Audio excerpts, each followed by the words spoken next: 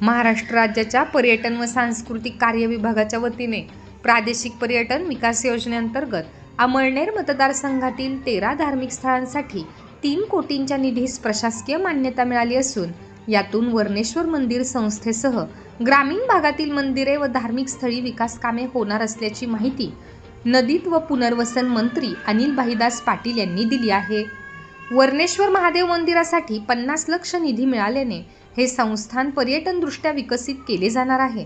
याशिवाय इतर मंदिरांवर सुशोभीकरण, सभामंडप व इतर अनुषंगिक कामे होणार असल्याची माहिती मंत्री अनिल पाटील यांनी दिली आहे।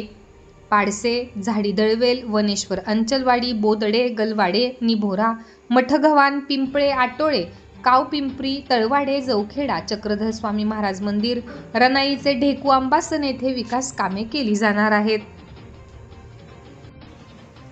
लोकसभेचे विरोधी पक्षनेते खासदार राहुल गांधी यांच्या विरोधात बेताल वक्तव्य करणारे आमदार संजय गायकवाड यांच्यावर गुन्हा दाखल होऊन त्यांना अटक करावी याबाबत अमळनेर तालुका व शहर काँग्रेस कमिटीने अमळनेर पोलीस स्टेशनचे पोलीस निरीक्षक यांना निवेदन दिले। बुलढाण्याचे आमदार संजय गायकवाड यांनी राहुल गांधींच्या विरोधात राहुल गांधींची जीभ छाटणाऱ्यास 11 लाखाचे बक्षीस देईन असे बेताल वक्तव्य केल्याबद्दल त्यांच्यावर गुन्हा दाखल करून त्यांना तात्काळ अटक करण्यात यावी अशी मागणी निवेदनात करण्यात आली आहे। तसेच कर्नाटकात झालेल्या घटनेची वस्तुस्थिती लपवून फेक वृत्तास व्हॉट्सअप व इलेक्ट्रॉनिक मीडियाकडून प्रसिद्धी देऊन जनतेची दिशाभूल करून जाती तेढ निर्माण केली जात आहे। असे कृत्य करणाऱ्यांवर गुन्हे दाखल करण्यात यावेत। तसेच सोशल मीडियावरील घटनेची लिंक व खोटी माहिती त्वरित काढण्यात यावी आणि पुढील प्रसारण बंद करण्यात यावे अशी मागणी करण्यात आली आहे। महाराष्ट्र राज्य महिला आयोगाच्या अध्यक्षा रुपालीताई चाकणकर यांच्या जळगाव जिल्हा दौऱ्यादरम्यान अमळनेर येथील आधार बहुउद्देशीय संस्थेच्या प्रतिनिधींनी भेट घेऊन त्यांच्याशी चर्चा केली। तसेच जळगाव जिल्ह्यातील महिलांच्या समस्या, समुपदेशन केंद्र, सक्षमीकरण अशा अनेक विविध बाबींवर चर्चा करून निवेदन दिले। यावेळी शिष्टमंडळात डॉक्टर भारती पाटील, रेणुप्रसाद, विद्या सोनार, ज्ञानेश्वरी पाटील, सुषमा विस्पुते, भाग्यश्री सोनवणे यांचा समावेश होता।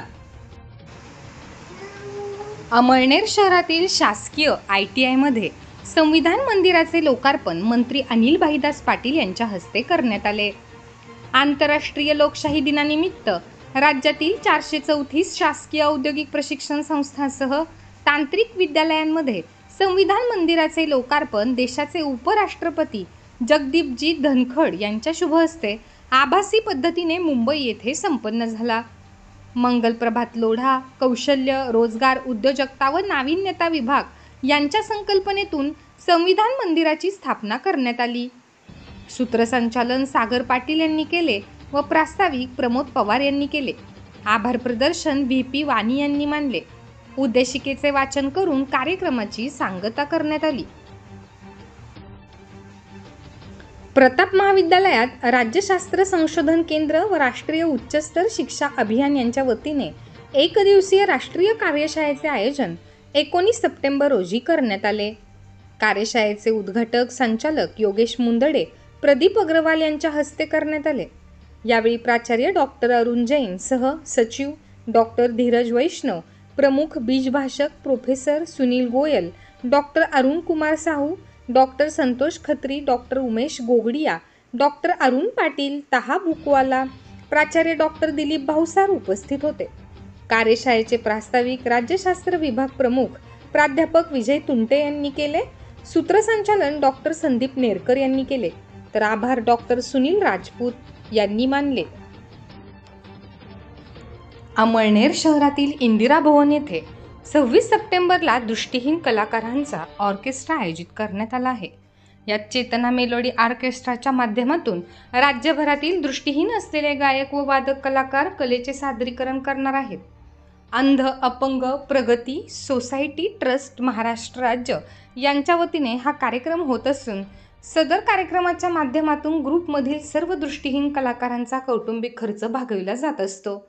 या कार्यक्रमासाठी अमळनेर नगर परिषदेचे अनमोल सहकार्य लाभत असून इंदिरा भवनचे राजेंद्र वाणी यांनी हॉल उपलब्ध करून दिला आहे।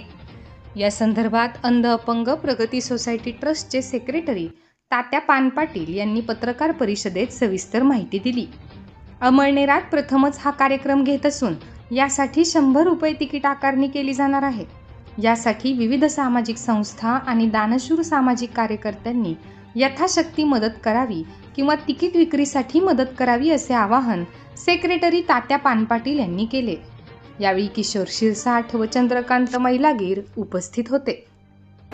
नमस्कार, मी तात्या पानपाटील बोलतो आहे.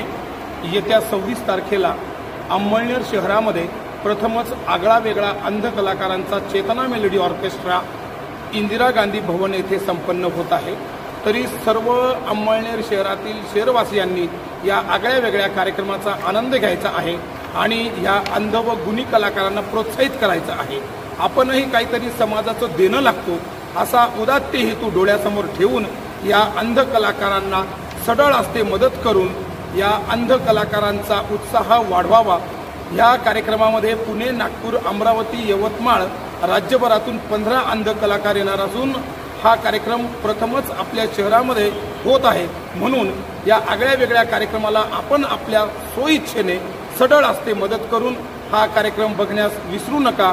ही मी संघटनेच्या वतीने व चेतना मेलोडी ऑर्केस्ट्राच्या वतीने तात्या पानपाटील आपल्याला नम्र विनंती करतो. आपल्या अंमळनेर शहराकडून मदतीची अपेक्षा आहे. म्हणून आपण सर्वांनी सढळ हस्ते या अंध व गुणी कलाकारांना मदत करावी अशी अपेक्षा बाळगतो. धन्यवाद.